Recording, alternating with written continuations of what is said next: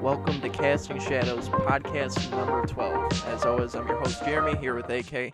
AK, how you doing tonight? I'm doing all right, trying to hang in there, trying to survive during this quarantine, getting into some new hobbies, and, just praying that GDS gets something good in the foreseeable future. So, hanging in there. Yeah, we hope all of our viewers they're all safe, and I hope everything's okay with them and their families. It's a scary time, but we're getting through it. So to start off about Magic, Magic Twitter has been in a frenzy. Now, the first topic I do want to start off with deals with Mishra's Bauble. A lot of us, obviously, as Death Shadow pilots, know what Mishra's Bauble is. If you don't know, it'll be on the screen by now. I've seen a couple people that are talking about Mishra's Bauble and the possibility of it being banned, or maybe not the possibility, but they kind of want it to be banned because they think that it's so powerful with these new companions, which we'll get into in a little bit. So I want to talk about it. How do you feel about people calling for the Mishra's Bauble ban? How do you feel towards a card? Do you think that it should be banned? Because so we see Mishra's Bauble, obviously, and like I said, in the Shadow archetypes. It's been really good with this Lurrus companion card, which I'm going to talk about that later a little bit, but I want to mention this now. Lurrus allows to be able to buy back Bauble for free, because obviously Bauble costs 0 mana. So it's in a lot of decks with this. I even seen a burn list, like a Boros burn list, that was playing for Mishra's Bauble, which I haven't really seen before because they took out like Light Up the Stage to play these for Mishra's Bauble, and they're playing obviously Lurrus, so that burn, because with burn you can kind of fizzle out, like you get out of your hand and all that, like your hand's empty, and it's like, oh, well, now I kind of have to rely on the top deck. Now with Bauble and Lurrus can you play Lurrus for the hybrid mana of 2 white, because obviously you can't play black with Boros burn, and then you kind of try to repeatedly bring back this Mishra's Bauble to kind of refill your hand a little bit more. So that interaction's kind of helped burn a little bit. So to start off, I want to ask, what are your thoughts about a Mishra's Bauble's ban? So, my first knee-jerk instinct is to just say, stop it. Stop talking about bans. It's way too early to talk about these bannings at the moment. Like, for me personally, I feel like that Mishra's Bauble, like I saw Michael Rapp saying, I agree, it was like in 2 decks before all this was going on? It was in the Urza decks, and it was in the Shadow. And only one of those are tearing up the net at the moment. No one's complaining about Death Shadow at the moment, that's for sure. I think Mishra's Bauble is fine. I think it's perfectly balanced, honestly. Like, yes, it's a 0 mana draw card, but you don't draw that card till the next upkeep. And it only gets abused when you start doing graveyard shenanigans. And even then, the stuff that's enabling it, like Lurrus, like Emery, are very killable. I think as far as Mishra's Bauble goes, it's fine. I think people need to just really take a second and reel it in and just understand that yes, it's a busted card. Yes, it's going in a lot of decks right now. But is it like super OP? No. I think it's busted, quote unquote, when like the opponent, I'm like, oh my god, they're drawing an extra card each turn. Like, how do I beat this? Or GDS has those crazy starts. They go Bauble, Street Wraith, Fetch Shock. Gromag Angler has Stubborn Owl up or something. Like, oh my god, yeah. But Bauble seems busted then. But on the surface level, I think Bauble's fine. It really is just a 0 mana artifact that draws you a card. Yes, I know that sounds insane, but it's not until the beginning of the next upkeep. There's so many cool interactions you could do with fetch lands, with Street Wraiths, with other cards like the Royal Scions, like, or your Serum Visions, or, perhaps like a Cathartic Reunion, or if you're in like another, deck with only red spells, like, I think Mishra's Bauble creates a lot of fun archetypes and allows for a lot of decks who don't have card draw. Like even Mardu Shadow struggles with some card draw. It allows them to play something like Mishra's Bauble to help smooth out their draws. Like, I think it's fine. Like, people who are saying Bauble needs to get banned, please tell me that you have not drawn a Bauble like on turn 5 or turn 6 and be like, oh my god, yes, exactly what I need, a Mishra's Bauble. No, nobody says that because Mishra's Bauble past like I would say turn 3 is like dead. Like it's like I don't want this, I don't need this, you know. Like it turns into a dead draw. Yeah, if you have Lurrus out, it's like, oh cool, sweet, I can draw an extra card each turn. But let's say you don't have Lurrus out. Let's say you had your Lurrus and it got countered, it got bolted, it got killed, whatever, exiled. Now you just have a Bauble. It's a plain old 0 mana Bauble. You know, like top decking an Oko was like insane. Like, yes, okay, Oko, perfect. Like, there's not a time that in that when you're playing Oko when you didn't want to see Oko. Same with Hogak. Whenever you're top deck a Hogak, you're like, yes, sir, I got myself a Hogak and I'm gonna win this game. Urza, same story. You know, a 4 mana come out of the battlefield and just tear you up. The same thing with Jason the Mind Sculptor, with Teferi. Like all these fantastic cards, you know, like Bauble, yes, it's insane like for turn 1, 2, and then 3 to the maximum, but beyond that, like good luck, I do not want to see you. Like plenty of times, and I'm sure you can relate to this moment, you're digging for a threat, you're digging for that fatal push that you need to stay alive, and what do you draw? Bauble. Or better yet, you bobble the opponent, what do you draw in your next upkeep? A Bauble. Like it's depressing. You know, like I don't think it's that crazy good. People need to take a step back and just compose themselves and stop saying the sky is falling. You know, like I really get irritated when I see people calling for bans so early in this new meta when it's been like what, not even a full 2 weeks yet. I think we need to really just reel it in, you know, take a breath and just be like, let's see where this plays out, you know. But I'm gonna get off my soapbox for a second, and I hope I didn't offend anyone when it comes to their like. If you personally think Bauble needs to be banned, that's your opinion. You're completely entitled to have it. You know, I think that everyone deserves to voice their opinion. I think that's what Magic makes Magic great, is being able to sit down with somebody and talk about it and talk about these complexities of certain cards. So I hope I didn't offend anyone. I'm sorry if I got too preachy, but enough of me rambling. Jeremy, I'm gonna let you take it from here. And what do you think about Bauble? And do you think it needs to get banned? Yes or no? Yes, why? No, why? Go ahead. So I agree with your point in the beginning. The problem for me that I have with ban talks right now is this: we're in this weird situation where it's online stuff only. We have no big paper events. We have no SCG. We have none of these IQs or anything like this. So we don't have any of this to really understand what the meta is. All we have right now is our online meta.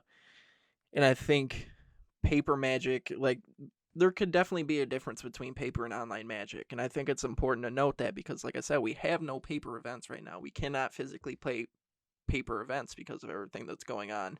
So this preemptive talk about bans when we haven't even been able to come back to paper Magic yet, I think it's a little bit crazy. The thing with Bauble that I'm scared of is Bridge for Below seems like a broken card. Mishra's Bauble seems like a broken card, but it really needs something to be broken. Hogak came in and made, with Altar of Dementia, and made Bridge from Below just absolutely insane. And then we banned Bridge from Below, and really did not have an effect on Hogak. They transitioned a little bit, made a couple changes, and it was a completely fine. So Bridge from Below basically died for Hogak sins. The thing that I'm scared of, if we ban Mishra's Bauble, does that really affect Lurrus that bad? Like, I know obviously Lurrus with Mishra's Bauble for 0 mana, like, that's really good. That's like I said, that's really good. But is it really gonna make that much of a difference? Like, Lurrus might be a little worse, definitely, because you can't play this repeatable 0 mana artifact. But I'm afraid that it's like, well, Lurrus is not on the power level of Hogak. Hogak was just so damn good. But I'm scared it's kind of similar of that situation where Bridge from Below died because of Hogak's sins. Is Mishra Bauble gonna die because of Lurrus's sins? Because Bauble, like you said, outside of like turn 2, turn 3, you're drawing Mishra's Bauble. It's like, wow, this is exactly what I didn't want. Like I said, I've had so many situations where I'm like, okay, you know what? Let's crack this Bauble now. I see what you're going to draw. Let's see what I get in the upkeep. Blue to Delta. Okay, sweet. That's exactly what I wanted. So, like, the free part of it, there definitely is a problem with free mana in Modern. I think free mana is kind of stupid sometimes, but in this case, like, is it really that strong that it really warrants a ban? I think the insane part is that it is in Boros Burn. Like, we're basically ditch and light up the stage, play the 0 mana artifact. Like, that's kind of unheard of in bans. So I get the talks about Mishra's Bauble possibly being banned. I just think it's way too early to say so. And I just overall don't think that Mishra's Bauble should be banned. Yeah, it's a good card. Yeah, great. It's a great synergy with Lurrus. But we haven't even seen how the meta develops. If we went into a frenzy every time a powerful card was printed and banned within like a week or two, like, this would be insane. Like, Euro should have been banned after week 1 if we're trying to hype it up. Like, Euro's way better than Mishra's Bauble. Yes. Like, all the value that you get out of Euro, but we're not sitting here calling for a Euro ban. We're just calling for a Bauble ban. I don't think Euro should be banned either. I'm just kind of giving like situations here. So overall, I don't think Mishra's Bauble should be banned. I think it's a fine card. Like, yes, I get that it's busted. It can be kind of busted at heart with the 0 mana, being able to repeatedly play that. But like, if you play this in all the Shadow archetypes, and like you said, is anyone really afraid of Shadow in the modern format right now?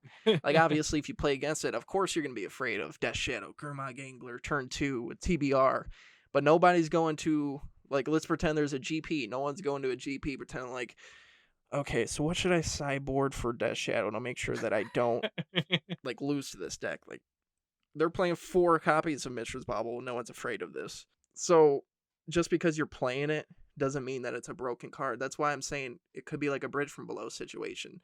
In Shadow decks, it's fine. Like, it might be able to bring a turn to Gurmag Angler or Street Wraith and Thought Scour, but you really need that Thought Scour. Mishra's Bauble can't do it alone, and that's why I'm just kind of scared that I don't want it to be in that kind of situation where, like, just because we're playing 4 copies in Death Shadow does not mean that, sweet, we're going to win this because we have 4 Mishra's Bauble. And I think that we should kind of distinguish that, because it's not the power level of card, it's the power level of another card that makes it even more broken. It's like, it could be unfair, but it seems pretty kind of fair in Death Shadow decks, I would have to say. So, we both said no, we don't think it should be banned. But let's say that Wizards decides to ban it. What is the outlook for Grixis Death Shadow, Mardu Shadow, Jund Death Shadow, 4-color Shadow with Mishra's Bauble getting banned? How does that really, like, it'll definitely affect some of these decks. I want to ask you, how do you think it'll affect? So this is like the worst case scenario. Like, we wake up one Monday or Tuesday and we see the BNR announcement and it says Mishra's Bauble has a ban, and they give some long-winded reason. The point is you can't play anymore in your shutout decks, which is depressing. But Grixis Shadow, I think, is going to have the easiest time when it comes to replacement. Grixis Shadow did not always used to play 4 Mishra's Bauble or even 3 Mishra's Bauble. Mm. At one point, Grixis Shadow just played Serum Visions. That was its main card draw spell. You'd maybe mix and match with some Ops, or Sleight of Hand was another common spell to... when Narset was really big in Blue-White Control, people would play Sleight of Hand to get around the drawing effect, because Sleight of Hand just looks at the top 2 cards. So, like, there are real areas for you to, mix and match of what cantrip you get to play. I remember I went with 2 Serum Visions, 2 Sleight of Hands, which allowed me to really manipulate the top of my deck, and I was able to have a good balance between speed and consistency. But if Bauble gets banned, Serum Visions and Sleight of Hand and Opt and those spells will be in conversations again. What should we do? How should we, what numbers do we do? What numbers do we put in? What numbers, do we have 1 ofs or 2 ofs, and etc. So Grixis, I wouldn't be that concerned about. We definitely have to take a step back and kind of reassess our land situation too. Do we want to be slower? Do we want to be faster? Can we be slow? Can we even be faster now that we lost Bauble? The likelihood is we're going to have to go down to the more, like, older Shadow style builds, like in 2017 and early 2018. Those Shadow builds were a little more mid-rangey. They definitely could have those super aggro starts with turn 2 Gurmag Anglers, which would still be possible, just to be a little less likely now. So we're going to transform into those decks, really. So we're going to have, like, a little less likely turn 2 Gurmag Anglers, and more of, we're going to really just pressure resources, kind of discourage you out. So we're going to be kind of like a Blue Jund variant, basically. Grixis, like a Grixis mid range deck is what we're really going to transform into. Maybe with a couple more Royal Scions in the main board, Culligan's Command. I could definitely see us returning to that type of build. I don't know how good we'll be facing all these zero strategies, but who knows? We can also, with more mid-range cards in our main deck, we can maybe adopt some Maniac Graveyard Hate to make Euro less attractive, or maybe like a random surgical. There's so many options we could do. As far as 4-color Shadow, I think the banning hurts that a lot because having Delirium for your Tarmogoyf is such an important factor that needs to happen. It needs to happen quickly. Is now taken away from you, and I think that hurts tremendously. Granted, like you still could just play like a Nihil Spellbomb or some other cheap artifact to draw you a card and to go in the graveyard. That is like not super hard to do, but the point is his Mishra's Bauble is just 0 mana draw a card. It fits perfectly into that deck. So 4-color Shadow is going to have a little rough time. I could see them just replacing it for like a Nihil Spellbomb or an Aether Spellbomb, something like that. Maybe a 2-2 split. So I could definitely see them going down that route. Like you crack it when you need to exile the graveyard. Like you save it. So maybe you have like a random dredge matchup or against a Euro deck. You're like, okay, awesome. This Nihil Spellbomb has saved my life. I get to chill here and hold it. Or like, all right, I don't need this. I'm facing, something like humans. Crack this and draw a card for black right away. I could definitely foresee that happening. Mardu Shadow would probably go down the same route. So, probably go to the Nihil Spell Bombs. I could foresee that happening for sure. I'm not sure what the white spell bomb does actually. Now that I think of it, so they could play that too, or maybe the red one, pirate spell bomb. So but granted, no, I would actually stick with a Nihil because a Nihil at least draws you that really important card for that black, and graveyards in this meta actually matter a lot with, especially with Lurrus and Euro running around and Dredge. So for those decks, I would definitely foresee Nihil Spellbomb becoming the go-to draw artifact for Delirium, making your voice bigger, and for filling that cantrip void that Mardu struggles with. But Grixis will have the easiest time transferring over to the older style because we already have a blueprint already. We could just go look back into mtgtop8.com, go look at the older results, be like, okay, found it, and we just tweak it by maybe going up on the Gurmag Ganglers. Who knows? Maybe even Tasker can make a return back if we're doing the whole mid range stuff. Maybe a couple more main deck Culligan's Command, the Royal Scions go up. Stubborn Owls might go down a little bit since Lurrus is just such a good creature card, and non-creature strategies maybe aren't as prevalent as they used to be. We go up on lightning bolts to be able to hit Lurrus and Emery as soon as possible. Because I think that's another problem people aren't bringing up is triggering fatal push the revolt clause is pretty easy. Like, don't get me wrong. Like, we have fetch lands, we have Mishra's Baubles, we have permanents leaving the battlefield all the time in Modern. But like having that kill spell that's so important for Lurrus and Emery, like as soon as you do not want them to untap with it. You do not want them to start getting that value. If they play a Lurrus and cast like a Bauble out of their graveyard, so what? Like you're not gonna lose the game because of that like crazy incremental value. But if they do it over and over and over, then you have problems. So having like a couple main deck lightning bolts to be able to just take them out and then like late game close out the game with bolt snap bolt seems perfect with me. So I could see Grixis transforming itself into that type of deck. 4-color Mardu, Jund are gonna have a little bit more problems. Their decks might slow down as well. I could see them going the Nihil Spellbomb route for sure. But yeah, so that's how I think Grixis will adapt. Jeremy, what do you think? How do you think Grixis could adapt? Or 4-color, Jund, and Mardu?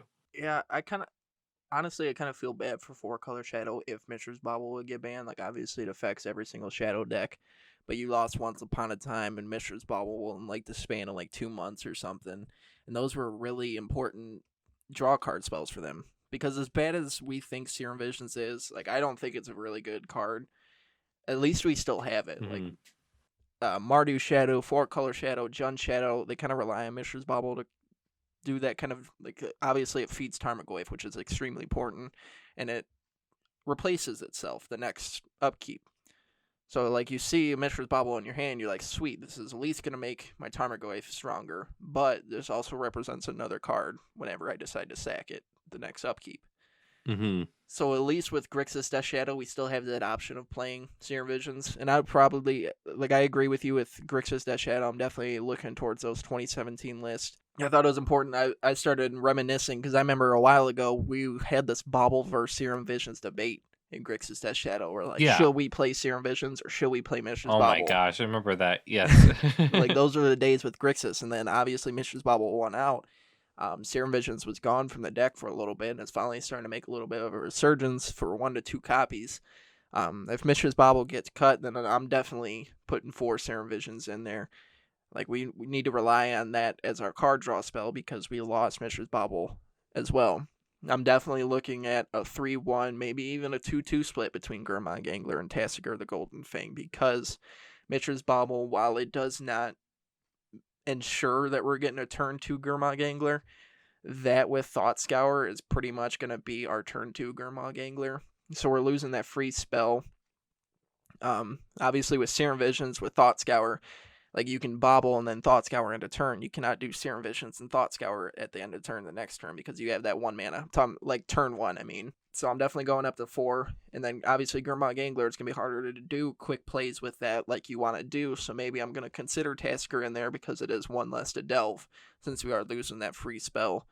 So I think, like you said, I agree with your point that Grixis is definitely going to transition a little bit better because we do have that access to blue for Serum Visions.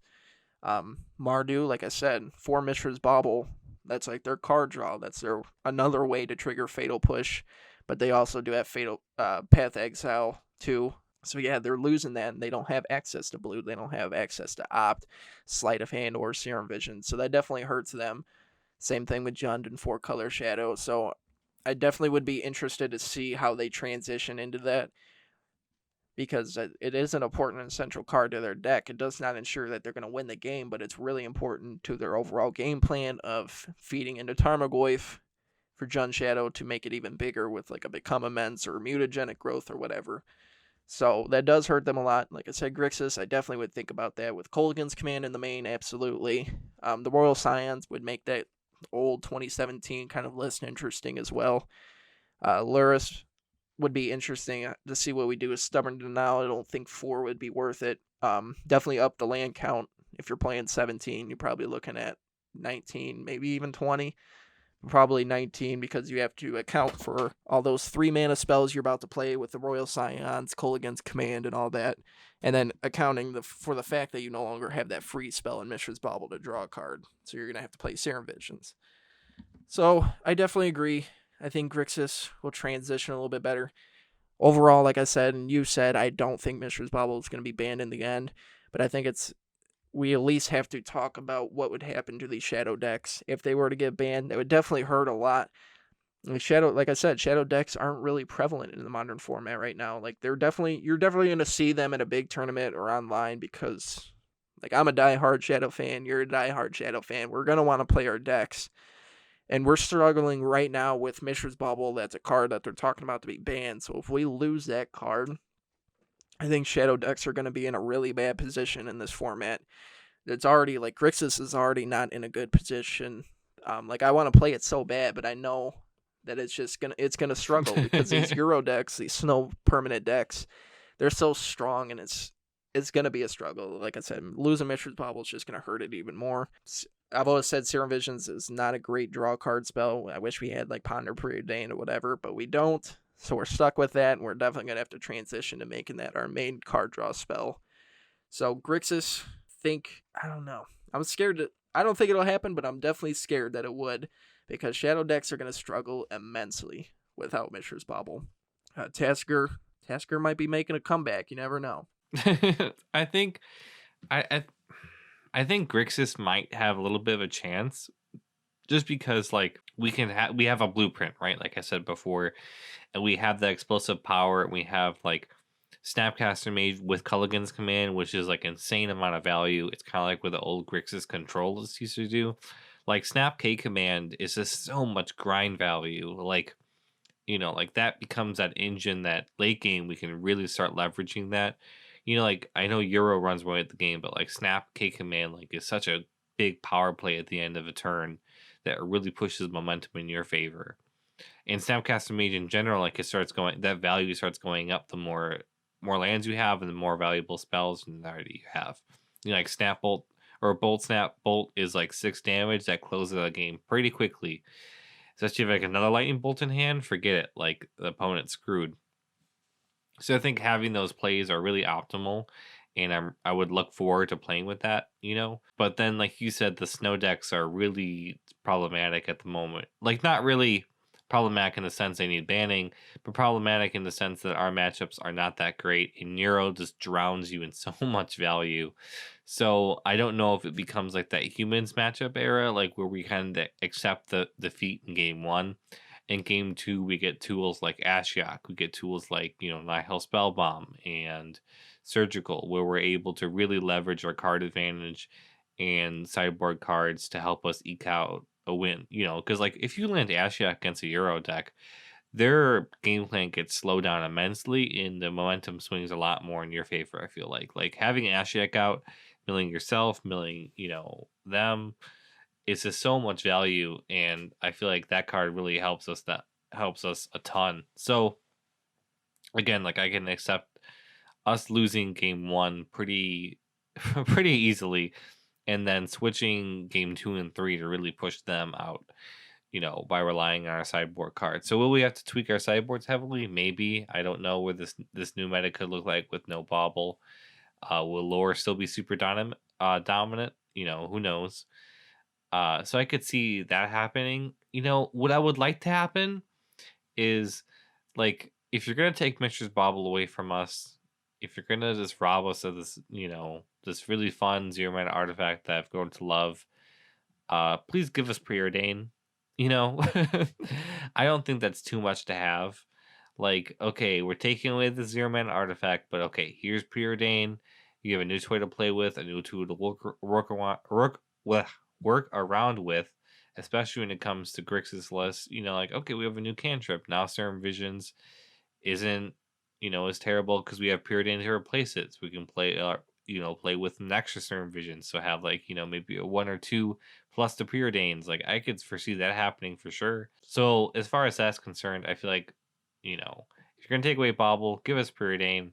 But knowing Wizards, they're going to take away Bauble and then not give us anything, all because people on Twitter started yelling at the sky, and then now we have bans. The thing about the 2017 Grixis list I am interested in, like, it was a pretty powerful list. But now we have access to these cards like John of the Lock, the Royal Scions, Ashiok Dreamrender. So I would be interested, honestly, to see how these cards fit into this deck, because for sure those are really good cards. And now that we have more lands, we have access to be able to snap Culligan's Command. Like, that'll basically never happen right now with 17 lands. It's very rare. It happens, but like you said, it's very rare. But like Snap John Lock for 4 mana probably would feel fantastic. Like counting something and then next turn counting that again, or killing it again, or killing whatever they play with a Snapcaster plus Drawn Lock, plus you have a 2/1 beater on board, or if you have a Royal Scions, you tick up the Snapcaster, it's a 4/1 now. Like that's some legit power right there that I would really look forward to. But who knows? Like, again, this is a meta that we're like kind of playing around with. We don't know what could happen. So we talked obviously about Mishra's Bauble being banned because of Lurrus, which is this new card, basically this new part of the set called Companion. Now I want to ask you, we've seen Lurrus have a problem in some of the formats. I don't know if I'm going to pronounce it right, but the guy Ruda or Jairuda was having a problem with some of the formats, even kind of shut down like online because they were having problems with the card itself, just like the mechanics of it. Overall, as of right now, do you think Companion is a mistake?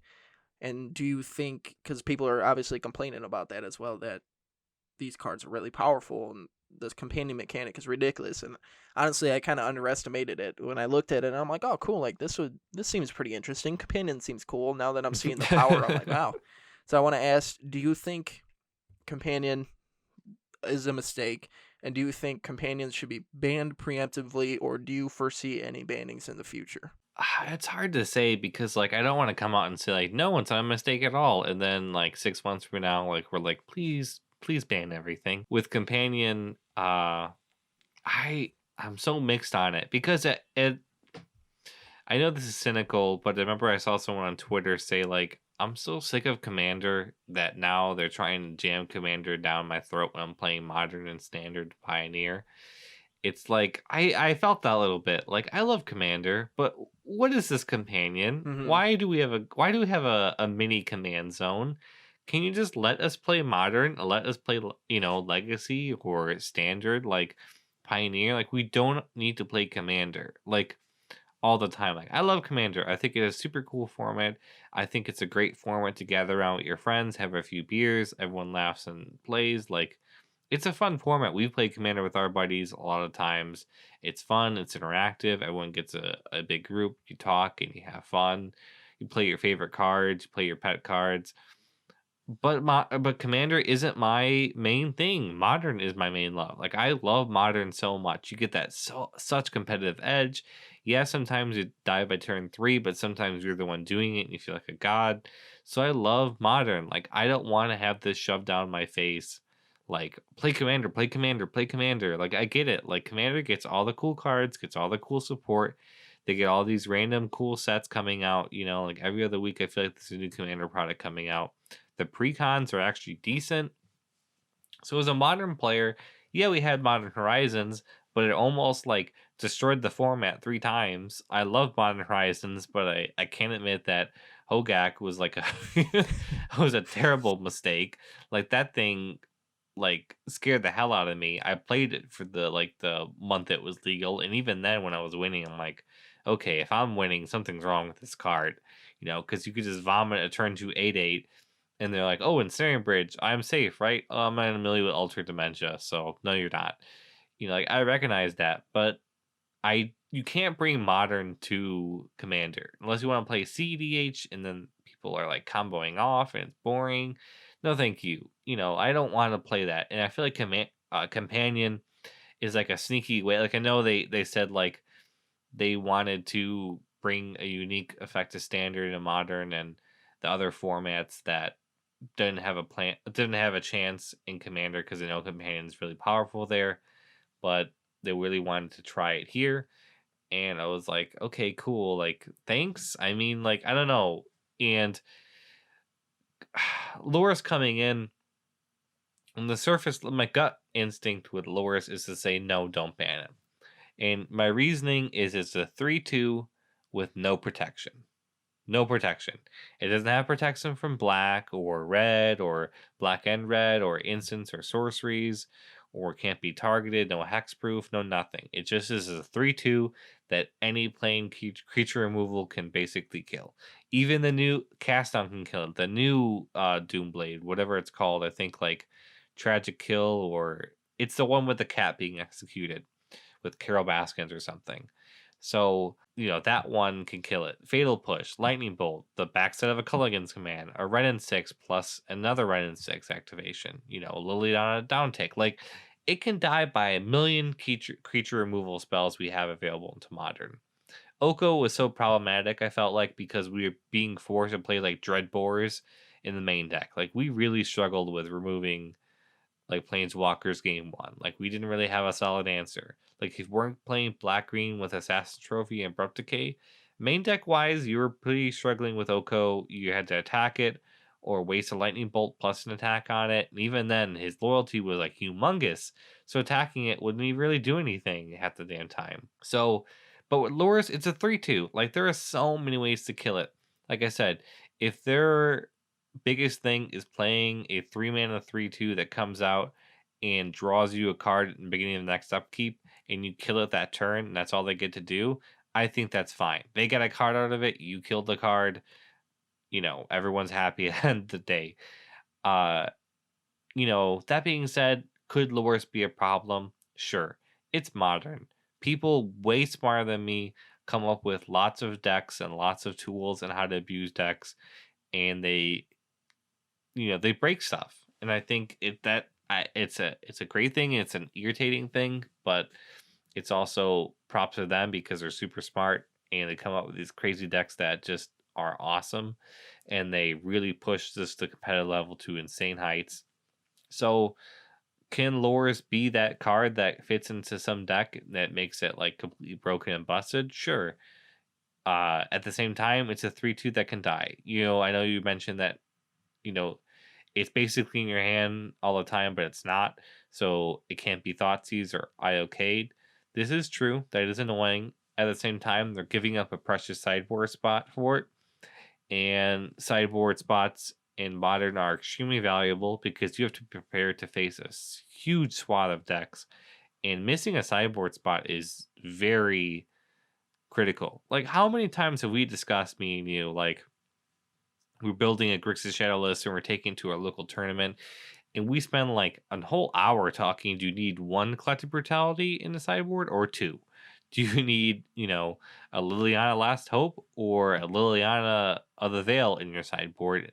Like, there's so many like complex conversations you can have with having a one of or two of or the three of in your sideboard. Like, there are a lot of conversations you can have, and Lurrus being an automatic spot that takes up really does, like, disadvantage you in some ways, especially in metas that demand a certain type of sideboard, or your meta locally demands you to have a very diverse sideboard, a lot of one of catch up or one of catch all spells.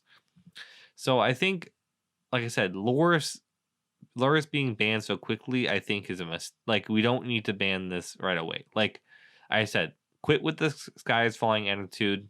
Let people play the card. It's only been a week and a half. Let people have some fun with it. I don't think it is this monstrous Hogak level mistake where people win on turn two.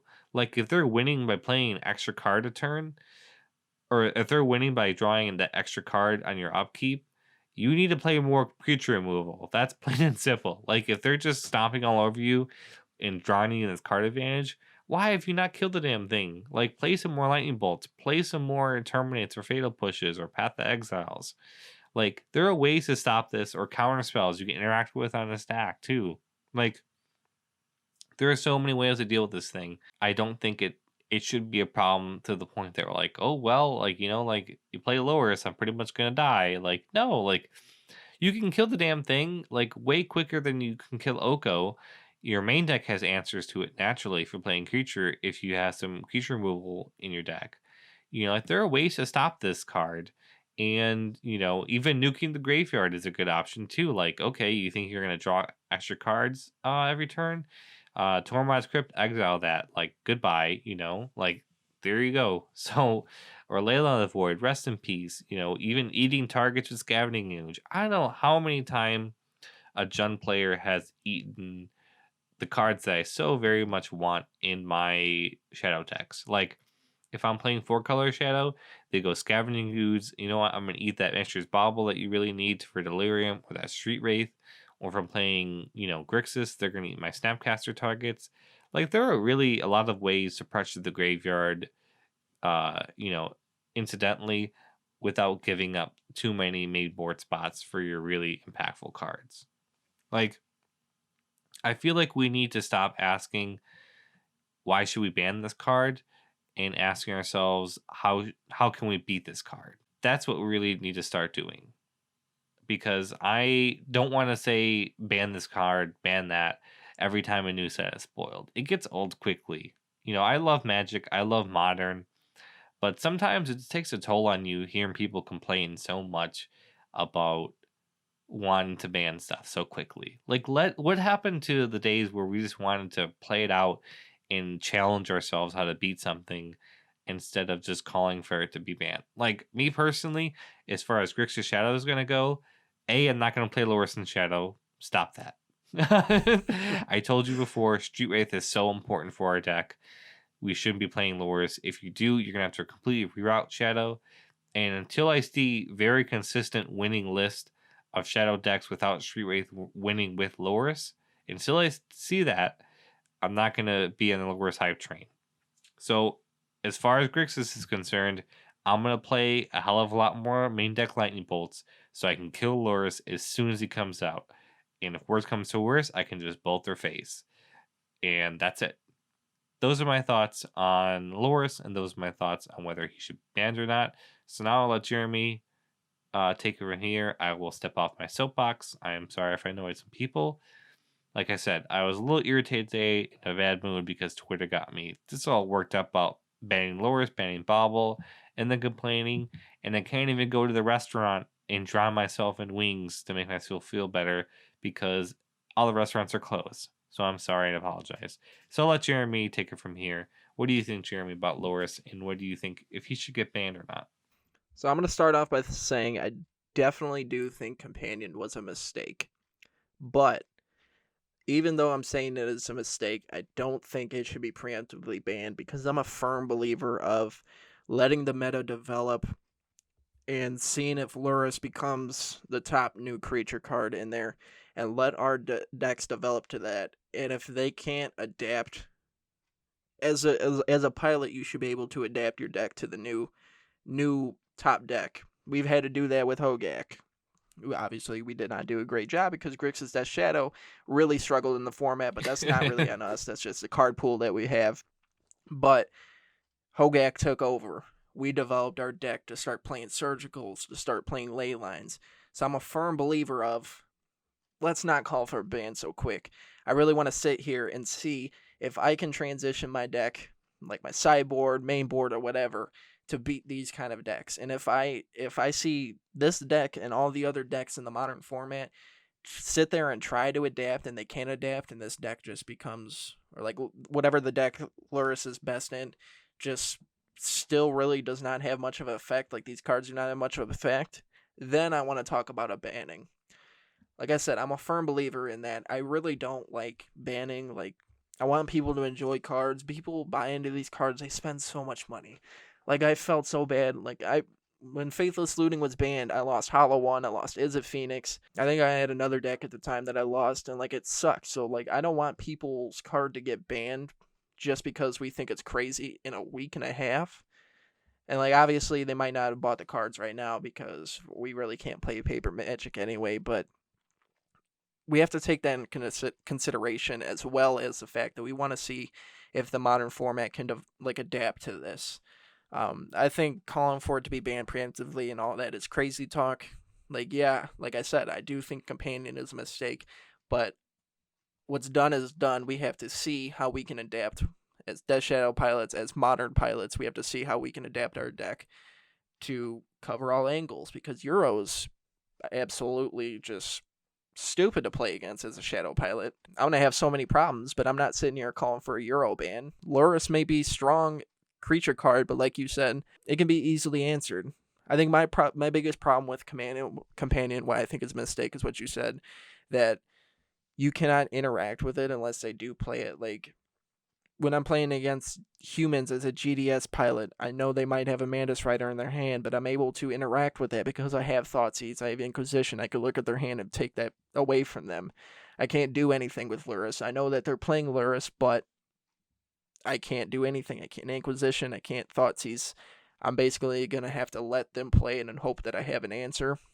And I do think that it's kind of unfair that you kind of have to play around that. That's why I don't like it. But like I said, I don't think that it should be preemptively banned. I just don't really want that for Magic in general, where cards get printed and we wait a couple days. We're like, nah, ban this. We don't want to see this. I really want to see how the modern format can adapt, how we can change. Like, it's an adapt or die situation for a lot of decks. We have to be able to be free-flowing with our decks. So they have to be able to be changing and all that. I do agree with your point that it definitely does hurt sideboards because you have to play this in the sideboard and you lose that extra spot. But I will argue that, like for Grixis Death Shadow, I have some sideboard staples and I'm going to keep. And there are a couple spots where I'm like, do I really want to have this in there? But I play it because I know that it's good, at least for this format. So there are, I think in most decks, like a solidified list, but there are some cards where they're like, I really could change this out for something else. So while basically their sideboard becomes 14 over 15, I think that they're fine with that to play Lurrus. Lurrus, like you said, there's a lot of answers for it. It can be Fatal Pushed, it can be Lightning Bolt. cast down, all that. No, terminate, dreadbore. Like there's a lot of answers for it. Path to exile. So on that front, I don't think it's super strong, but the fact that it's like an eighth card in your hand at the start of the game that cannot be interacted with, I think that kind of makes a mistake because Magic players complain so much about free mana or Phyrexian mana like Ataxian Probe.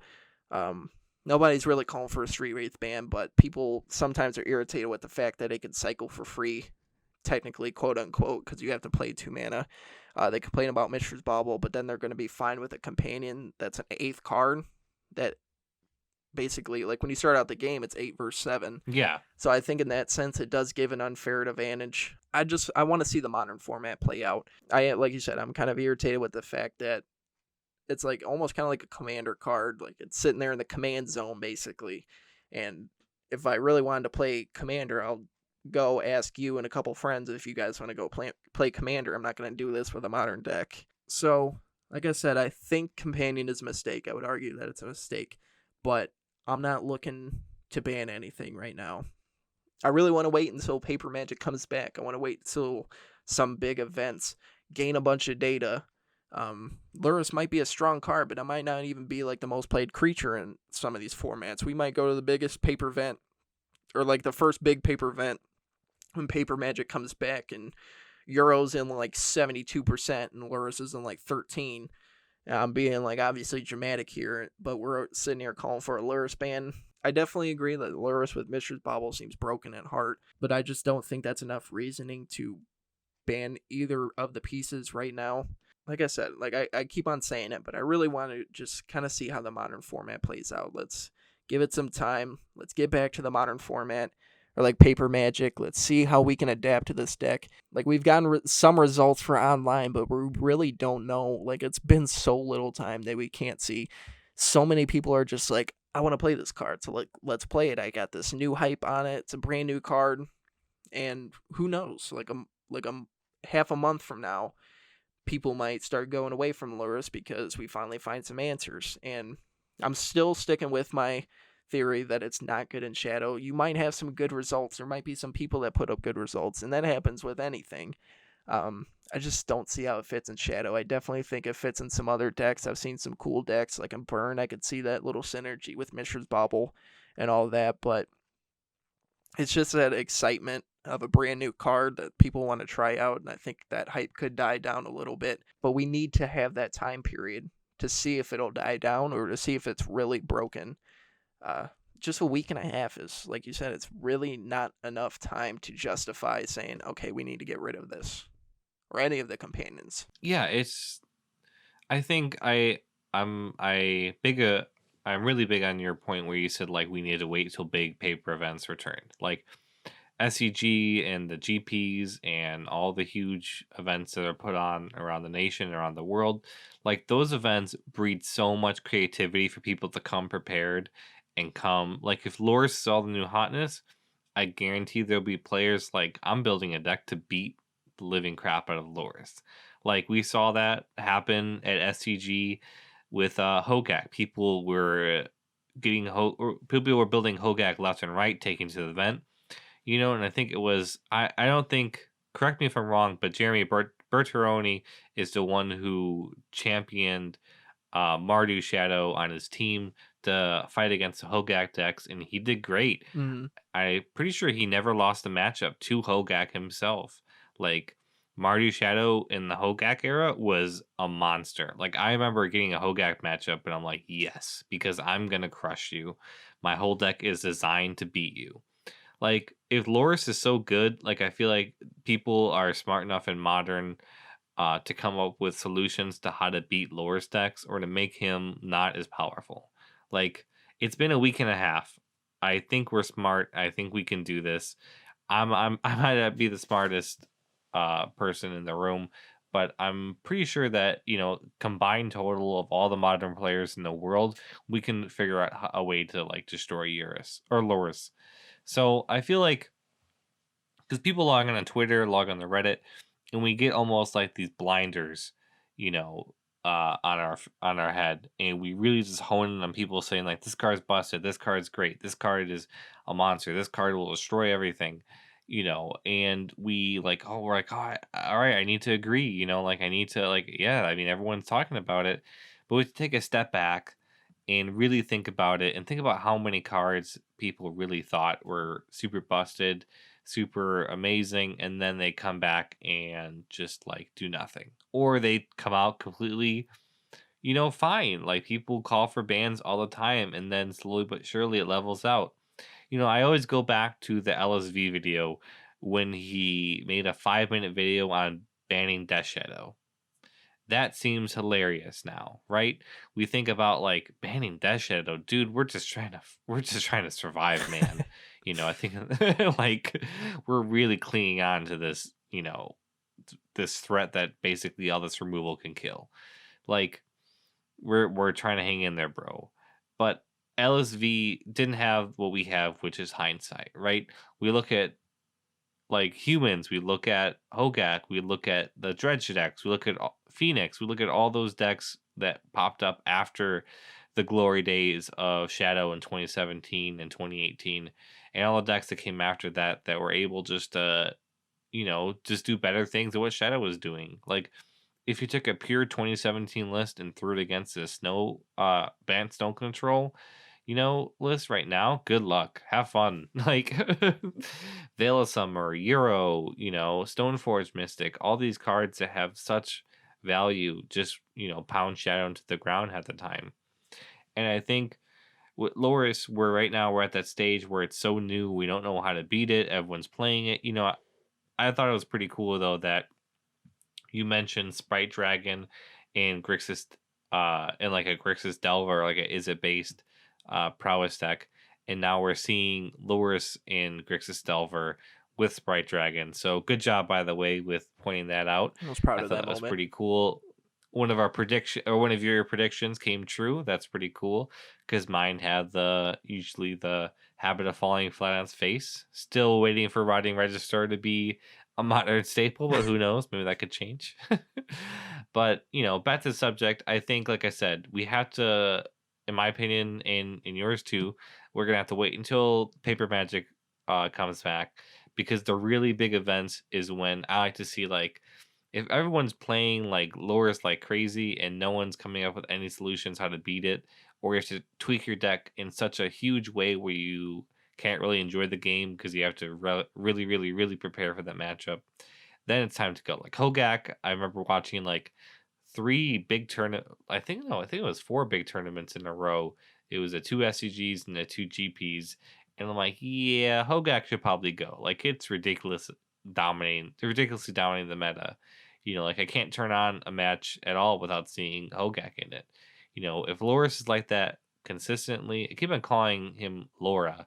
I don't mean to call it Laura. It's Lurrus.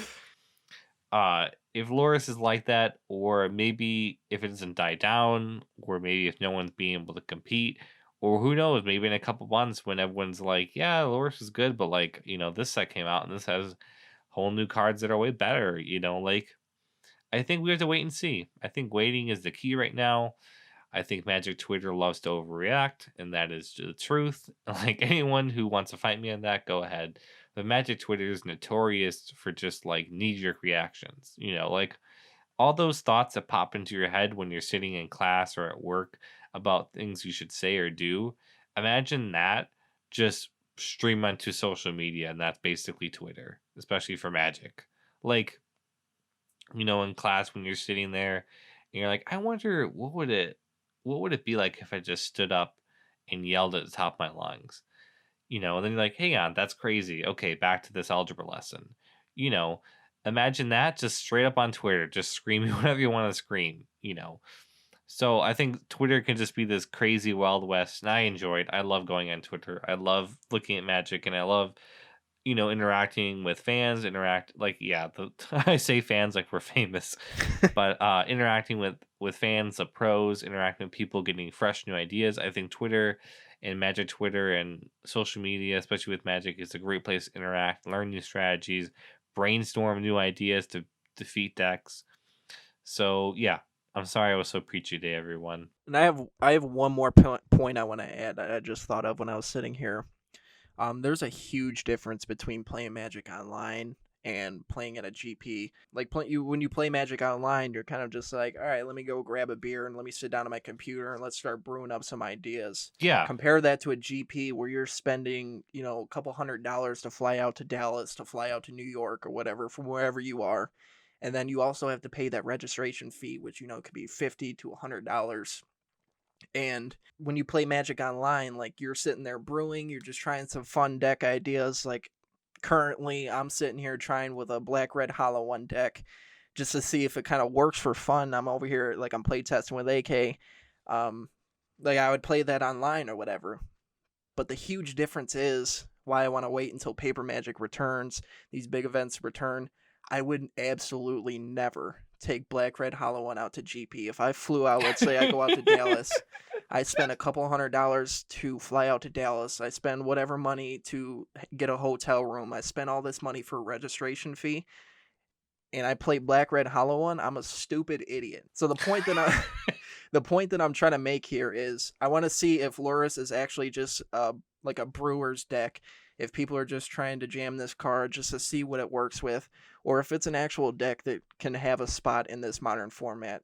If we start seeing it at these GPs and all of this kind of stuff, then I'm going to maybe take it seriously about like a possible banning if it starts to like dominate these GPs. Like we have all these results of Lurrus doing really good with Mishra's Bauble, but this is on Magic Online where people are just trying to have fun sometimes. Like obviously there are people that take it seriously, like they're streaming to make money and all that. But a lot of people are trying this just to, have fun, see what we can do with some of these new companion cards, see what we can do with some of these new cards from Ikoria. And that is a huge difference than trying to compete at the highest level at a GP or like one of those big paper events. If it starts dominating there, then it should be banned. But the fact that we're trying to ban it just from people having fun on Magic Online, there's a very In a week and a huge half, difference. too. Exactly. Like I'm going on Magic Online just to have fun, just to brew, just to see what these cards can do. I want to wait until I start looking at some of these GP results and seeing if it's actually just like like a brewer's deck that people are having fun online with, or if it's an actual legitimate modern deck in this modern format. If it starts taking down King Euro, if it starts taking down King Astrolabe and all this snow permanents, because we know those are going to be one of the better decks in the format. So I really want to make that point because all we have is this Magic Online. We don't have large paper events that we can look at and be like, okay, like it's really putting up results in this new GP from Dallas or whatever. That's a huge differential. If people spending all this money just to play a brewer's deck like Lurrus, whatever they're jamming Lurrus in, then we're going to see these results, and then we're going to see if it's actually legitimate archetype. So I definitely wanted to make that point. Michael Rapp made a good point about he still doesn't see Lurrus in shadow decks, and I agree with Michael Rapp wholeheartedly. I'm interested. I'm interested to see where it goes. I definitely want to see how the For card, sure. just like how Ikoria plays out, but we can't start banning things just because of Magic Online, where people are just kind of there to have fun. Yeah, no, like you said, like people are there definitely to have fun. I mean, granted, there are people who take Magic Online very seriously. They invested huge amounts of money, time, and bunch of other resources. And there are very competitive leagues on Magic Online. There are whole entire modern prelims. Mm-hmm. There's, challengers. There's even the huge there used to be like a GP equivalent on Magic Online. So it is a very serious outlet of Magic for people, and we're not trying to knock that for anyone else. Yeah, Like yeah, I know definitely. some people who are definitely, like I know Seth from Seth from MTG Goldfish. Magic Online is the main place where he plays Magic, and that is pretty much it because the nearest LGS from him is 3 hours away. So like people like that, like that's it. That's their outlet to play Modern, Legacy, Commander, Standard. Like that's their outlet, and I think that's awesome. But like Jeremy said, some people will just buy a Magic Online deck because they know, it's cheaper. They're gonna have some fun. They're gonna throw it around, and they're not gonna spend a small fortune getting to this GP or getting to this SCG tournament.